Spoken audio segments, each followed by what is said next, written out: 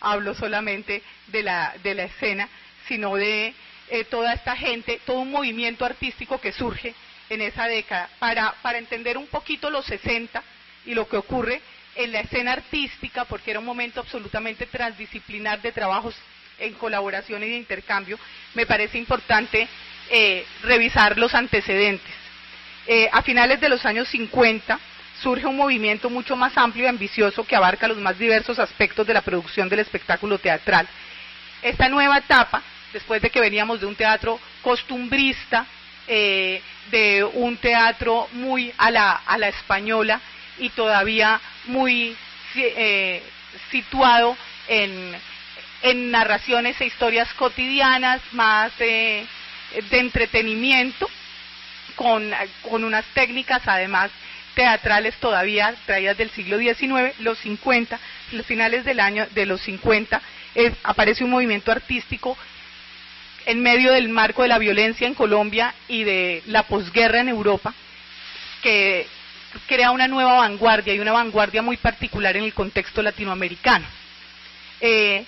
Entre esos factores que ocurren en los 50 cabe destacar la creación de las escuelas de arte dramático. Se crea la escuela en Cali y la escuela en Bogotá, las dos escuelas dirigidas por españoles, pero que abren un espacio de alguna manera nuevo.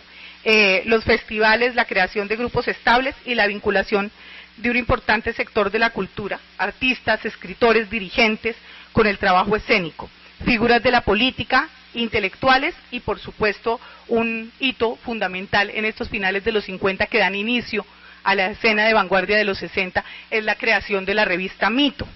La revista Mito, además, que fue creada y dirigida por el poeta y ensayista Jorge Gaitán Durán, también atrae una serie de artistas como Enrique Grau, David Mansur, Alejandro Obregón, músicos como Luis Carlos Figueroa, Fabio González Zuleta, Roberto Pineda Duque y más tarde Blas Emilio Ateortúa, que se suma a todo este movimiento cultural. Ellos contribuyen a un arte, al surgimiento de un arte mucho más interdisciplinario, más complejo, enriquecedor y muy relacionado con el contexto político que vivía el país. Estos distintos aspectos se consolidan a finales de los 50 y comienzos de los 60. Ahí empiezan los festivales nacionales que adquieren una gran importancia, sin embargo eran muy institucionales, unos en el Colón y otros los festivales creados por las instancias culturales distritales y departamentales, pero que de alguna manera atraían todo este movimiento artístico. La revista Mito, por otro lado, empieza a hacer publicaciones distintas de la vanguardia europea, que además estaban reflexionando sobre la condición humana, que era además necesario revisarse después del horror que había ocurrido con la guerra, y que en Colombia, en el marco de la violencia, se vuelve muy interesante. No eran unas obras directamente políticas, pero que indagaban sobre lo complejo del ser humano en unos contextos de violencia. Aquí vemos La Buena Alma de Sichuan, que es una obra de los 60, dirigida por Santiago García, en el Teatro El Búho, que bueno, ya llegaremos ahí rápidamente. En el caso de Bogotá está la Escuela del Teatro Colón en los 50, y en el caso de Cali la Escuela Departamental, que nace en el 55. El primer director era Cayetano de Luca, y más adelante es Enrique Buenaventura su director, quien se había vinculado a la naciente institución después de haber hecho un largo viaje por Latinoamérica y haber hecho trabajos en colaboración en muchas ciudades y pueblos en su recorrido. Pronto Enrique, al regresar a Colombia, invita a actores, directores y artistas de otras disciplinas de Argentina y de Brasil, que empiezan también a fortalecer la escena artística local. Entre esos llega Fanny Mickey también a Colombia. La revista Mito tenía un postulado claro, donde concilia hallazgos de orden cultural con una marcada preocupación por lo social. Eso decía Gaitán Durán: Mito ofrecería a los ojos del lector colombiano textos de Borges, Cortázar, Carlos Fuentes y de algunos desconocidos jóvenes como Gabriel García Márquez y Álvaro Cepeda, que entraban a enriquecer este nuevo movimiento artístico. Antes de llegar a la escena de los 60 es fundamental hacer referencia al surgimiento de la televisión en Colombia y al teleteatro. Rojas Pinilla, con la flamante nueva televisión que trae al país, decide crear una escuela, y para esa escuela se requería tener uno de los mejores maestros.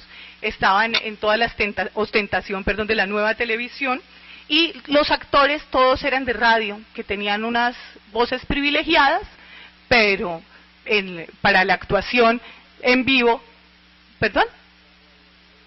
Sí, era algo como eso, sí, radioteatro fundamentalmente, sí. Entonces, invitan al maestro Seki Sano, un maestro japonés que estaba en México y que había trabajado con Stanislavski. Así que llega todo el método de Stanislavski a Colombia, crea la escuela en 1955, y un gran grupo de estos artistas, entre ellos Santiago García, Fausto Cabrera, Mónica Flores, casi que los precursores de la televisión en Colombia, de las primeras emisiones de televisión, entran a la escuela y con el método Stanislavski empiezan a indagar otras técnicas y otras posibilidades creativas. Casi que cada vez se alejaban más de este nuevo lenguaje que era la televisión, iban más al teatro, pero se fortalece esa escuela y esas nuevas técnicas. En el 56 inicios, Rojas Pinilla se da cuenta, después de varios rumores y de críticas sobre esta escuela, que Sekizano había estado en Moscú y que según ellos era un comunista, era peligrosísimo y estaba además creando estos monstruos que más adelante iban a ser los precursores del nuevo teatro en Colombia. Así que deciden expulsarlo del país tras poco menos de un año. Sin embargo, toda esta generación, como diría Santiago García, ya contaminada, decide crear un grupo, el primer grupo de teatro colombiano, que se llamó El Búho. El Búho era un grupo que funcionaba en Bogotá, sin embargo reunía la escena artística de casi todo el país y era itinerante, de tal manera que un montaje que se hacía en Bogotá después venía a Cali, o un director de Cali trabajaba allá, y como no tenían sede, iban a ciertas salas emblemáticas, pero con otros textos y con otros montajes. El teatro del absurdo, el surrealismo, las obras del absurdo de Jarry, Jean-Paul Sartre, todo esto que estaba ocurriendo llegó. Camus, Beckett, Peter Weiss, Arrabal, Adamov, todas estas obras, y estos autores eran conocidos a través de mito, las obras hechas por El Búho, y muchas de ellas se volvieron teleteatro, con unos formatos y pasando por ciertas censuras, que en el teatro no era necesario. En esta escena nacional, el trabajo, que es donde quiero centrarme, era fundamentalmente transdisciplinar, y cuando hablo de eso y en su relación con el performance, hago referencia fundamentalmente a que los artistas de diferentes disciplinas no se veían como disciplinas, se veían como un movimiento artístico haciendo una reflexión, buscando un lenguaje propio y una estética que diera cuenta no solo de lo que ocurría en el mundo y de las vanguardias, sino que también de alguna manera diera coletazos a la realidad nacional, que a través de una historia no directa o que ocurría en otro lugar se aludiera al contexto nacional. Todavía no estamos hablando del teatro político directo y panfleto. Este teatro se hacía además con muchos escritores que hacían las traducciones, las adaptaciones, músicos que creaban la música para la escena, y muchas de esas escenografías eran realizadas por artistas plásticos. Roda, Mansur, Felisa Burstin, Alejandro Obregón, que hizo la primera escenografía, la escenografía de la primera puesta de A la Diestra de Dios Padre en el 61, dirigido por el TEC, por Enrique Buenaventura, antes de que estuviera el TEC todavía en la escuela. El Teatro El Búho era una sala pequeña con 50 60 puestos en el centro de Bogotá, pero era una sala más que fundamentalmente itinerante. Lo que ocurría o las temporadas de la sala eran muy breves para todos los trabajos que salían y se reproducían y tenían resonancia en el resto del país donde simultáneamente se generaban estos grupos. A Bogotá llegó Fernando Botero, llegaron los nadaístas, Gonzalo Arango escribió varias obras, una de ellas dirigida por Santiago García, y tal vez es el que tiene un gran impacto esta obra, y tal vez es como el primer eco de la necesidad de un lenguaje propio que los lleva a la búsqueda de una dramaturgia nacional. Sí, yo les aviso. Pueden pasarlas. Veo y de pronto retrocedemos al final para hacer precisiones sobre algunas. El Teatro El Búho tiene varios directores, se funda con varios directores: Marco Triboger, Dina Moscovici, Fausto Cabrera, Aristides Meneghetti y Santiago García. Curiosamente, Santiago García es el único colombiano, pero era un momento muy interesante además para muchos artistas y directores escénicos que pasaban por Colombia, y era tan interesante lo que ocurría que se quedaban. En ese momento también era el riesgo, era quererse quedar. Cada director contaba con un grupo de actores para su obra y se iban turnando las fechas para las pequeñas temporadas. Este era un primer intento de grupo, pero no era un grupo como tal, ya que había mucha intermitencia, sobre todo entre los actores, aunque compartían un interés estético común. García cuenta que les interesaba mucho el teatro del absurdo, un teatro muy moderno, muy actual, que se estaba haciendo en Europa, en contra del teatro que se conocía aquí en Colombia de corte español, declamatorio o de estilo costumbrista, como el de Luis Enrique Osorio o el de Carlos Emilio Campitos.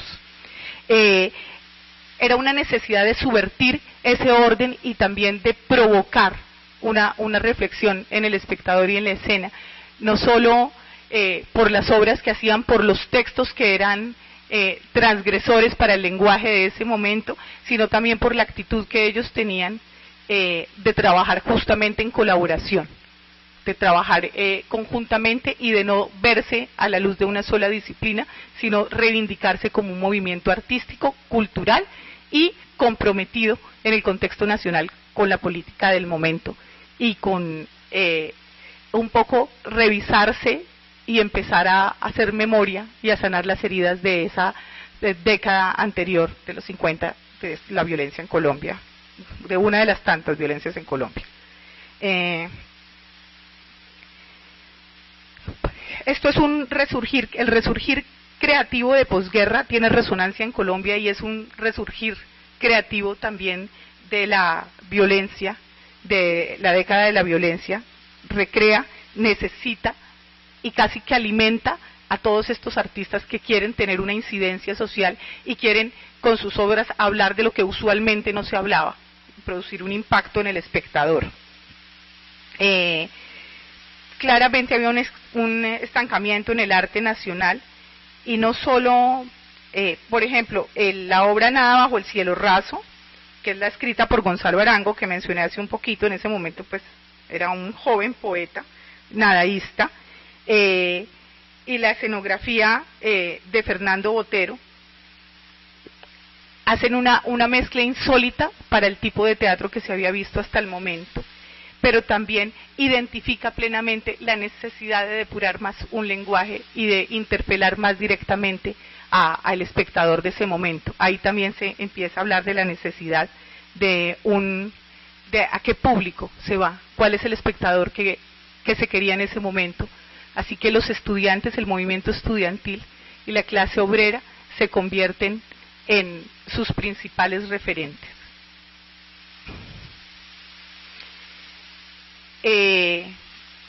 Una vez se disuelve el Teatro El Búho, entre el 59 y 60, por la inestabilidad propia del momento, y porque muchos de sus directores viajaban. Santiago se fue a Praga, Enrique Buenaventura estaba afuera, iban y venían, muchos de los artistas también se iban a Europa. En ese transcurrir el grupo se fragilizó y al regreso de estas personas y una vez acabado el grupo entran claramente a ser parte del teatro universitario y a fortalecer estas escuelas recientemente creadas que en un par de años más adelante las escuelas departamentales, la del distrito en Bogotá y la departamental en Cali, ven que son muy peligrosos las temáticas que hacen estos directores y deciden expulsarlos de las escuelas. Entonces aparecen otros nuevos escenarios, ya no las escuelas sino la universidad pública, donde están ocurriendo en los 60 cosas fundamentales, y está el Teatro Estudio de la Universidad Nacional, que más tarde tiene resonancia en Medellín y en Cali con los grupos universitarios. Este tal vez es la primera semilla de un teatro de grupo y de un teatro además que va directamente hacia el estudiante, hacia la clase trabajadora y hacia una incipiente intelectualidad de la clase media, porque antes estaba claramente ubicada en estratos altos que no quería comprometerse tan directamente con la política. Esto además se suma a la creación de las facultades de ciencias sociales y humanas, que se convierten también en un sustento teórico y conceptual de todo este trabajo artístico. García llega al Teatro Estudio de la Universidad Nacional, el movimiento estudiantil es muy fuerte, hay festivales de teatro universitario y en ese momento hace su obra en conjunto con Carlos José Reyes, Miguel Torres, Eddie Armando, casi que todos los directores de las nuevas salas que surgen años después, el teatro, el TPB, el Alacrán, el Teatro del Local, el Teatro La Mama. De ahí, de ese equipo del Teatro Estudio Universidad Nacional van a surgir los nuevos directores, los nuevos grupos y más adelante los nuevos espacios escénicos en las ciudades. Cuando García llega al Teatro Estudio, traen obras fundamentalmente de Brecht y obras de corte con una clara alusión política.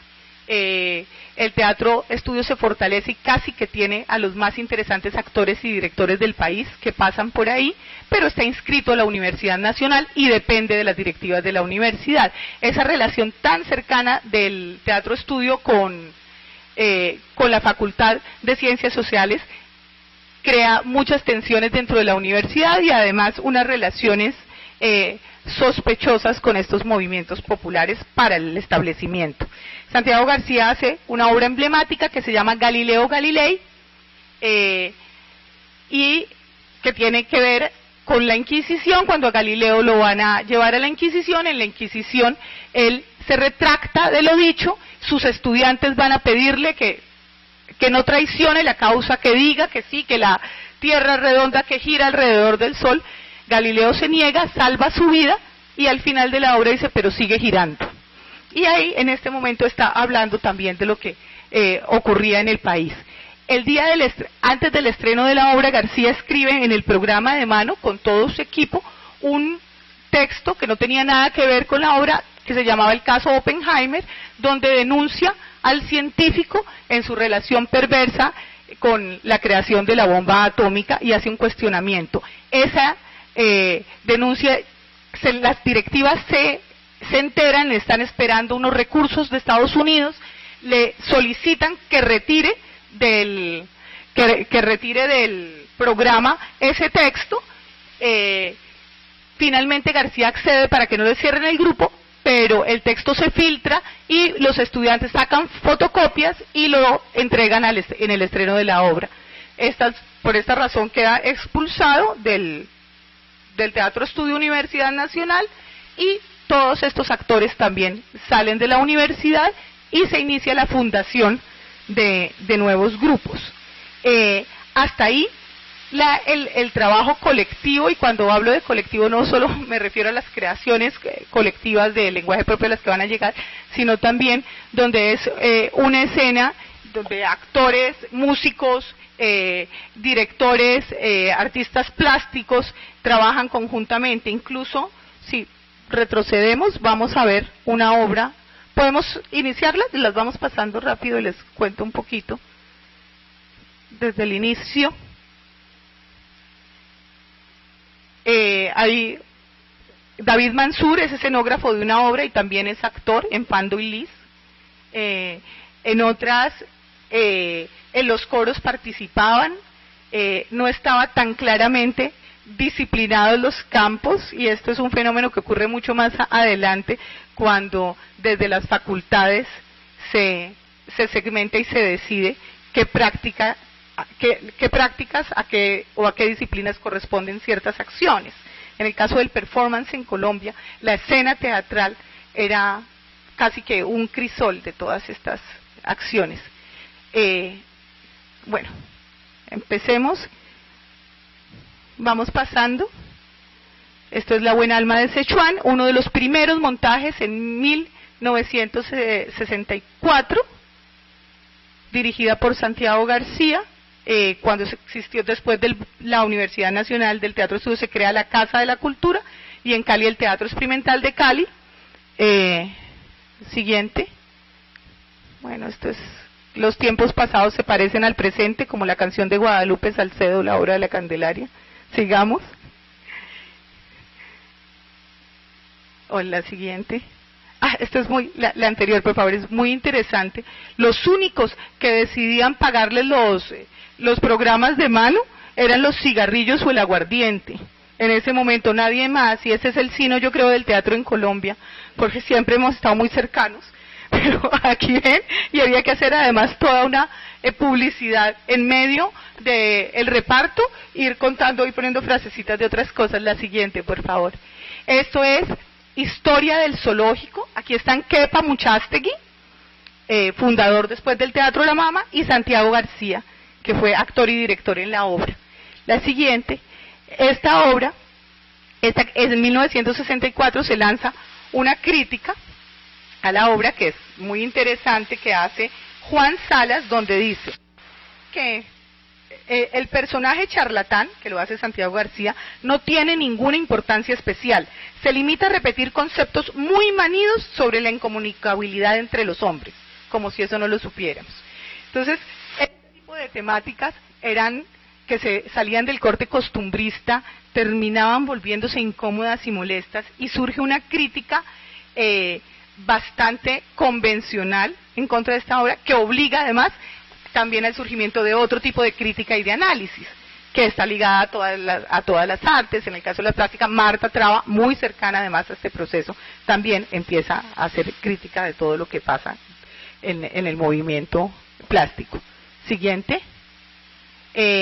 Galileo Galilei, Judy Enríquez, que es una actriz muy conocida en televisión, que fue una de las precursoras del Teatro Estudio Universidad Nacional. Siguiente.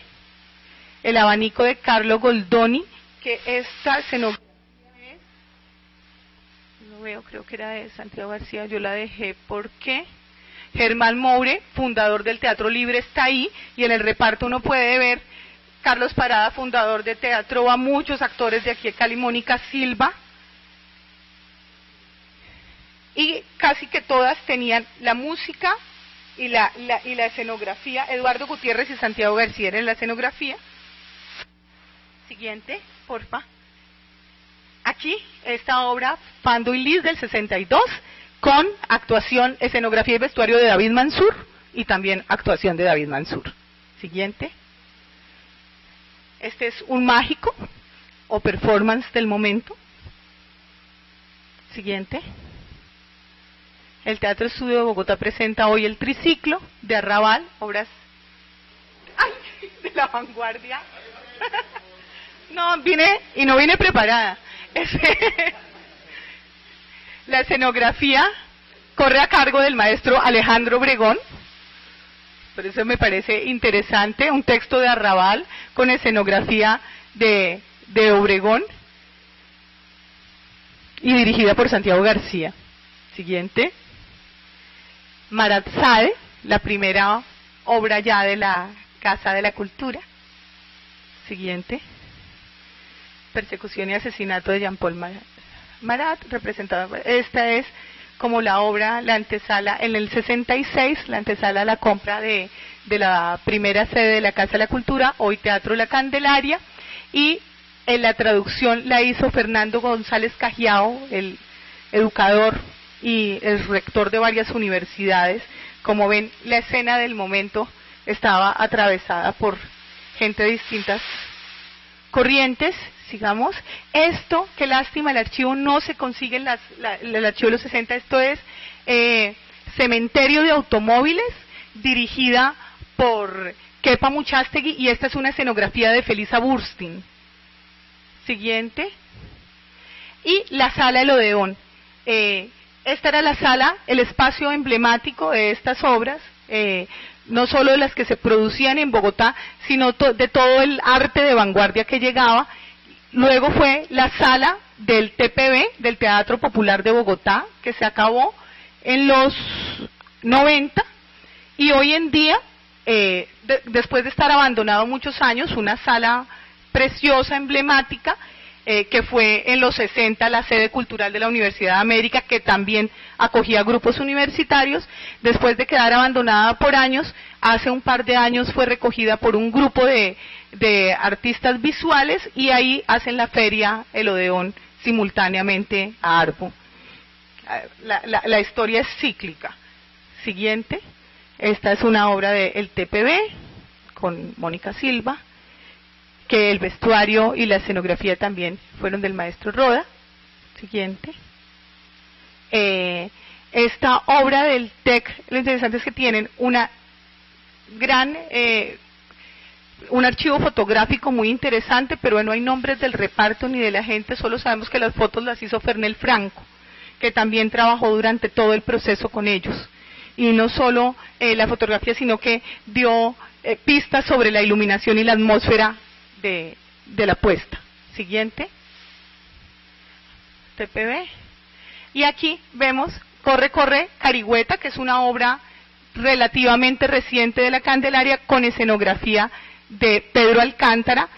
Roda, Alcántara y Obregón estuvieron muy cercanos a todos estos procesos con los grupos en el país. No solo hicieron escenografías en Bogotá, en Cali, sino algunas en colaboración en Medellín. Siguientes. Uno de los bocetos de Alcántara para Corre, corre, Chasqui, Carigüeta. Siguiente. La puesta de Carigüeta. Siguiente. Esta es la Casa de la Cultura, con el Teatro de la Candelaria, con García Márquez. Siguiente. Lenin habló en la Candelaria, los 10 días que estremecieron al mundo, que es la obra basada en la novela de John Reed sobre la Revolución de Octubre. La Candelaria hace una apuesta mucho después, a finales de los 70, pero además siempre está recogiendo momentos políticos para tocar aquí. En esta obra, en los 10 días, también la escenografía es de Felisa Burstyn, y la música la hacen varios compositores a partir de canciones tradicionales soviéticas. Siguiente. Toda esta fase, cuando se funda, ya pasan de este teatro en colaboración a un teatro mucho más político y directo, donde si el público no va, hay que ir al público.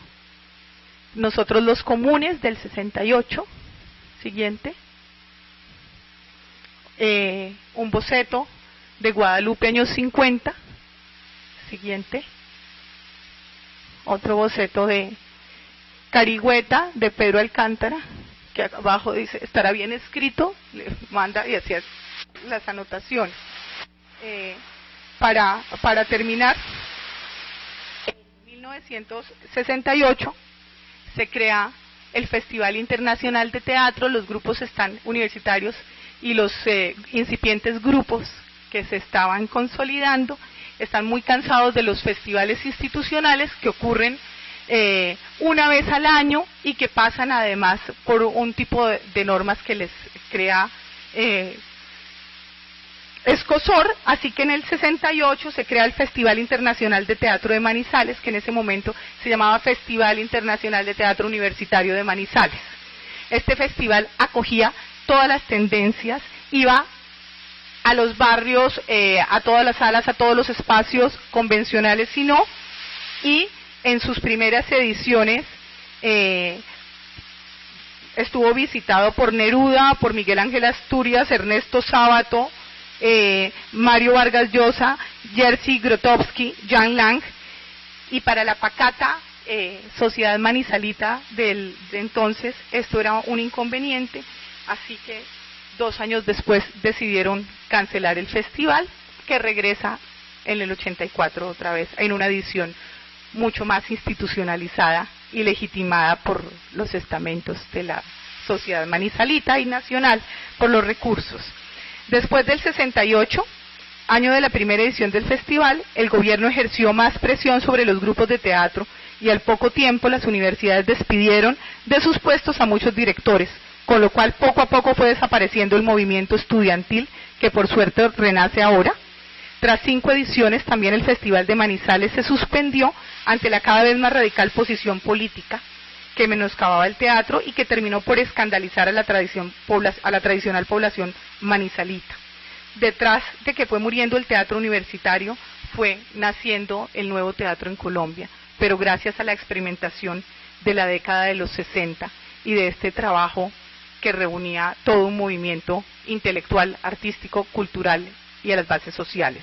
Para terminar, Mágicos del 68 hacían cada tanto una serie de encuentros y de intervenciones, performance, a los que llamaban primero efímeros y después mágicos, y Mágico del 68 era una serie de actos o performance creados y dirigidos por varios directores y artistas plásticos, influenciados por ese momento específico de la historia en que la rebeldía desataba acontecimientos determinantes, por lo que se acercaron a las propuestas de Alejandro Jodorowsky, que precisamente les había contado de algunas experiencias similares que habían tenido en la Ciudad de México.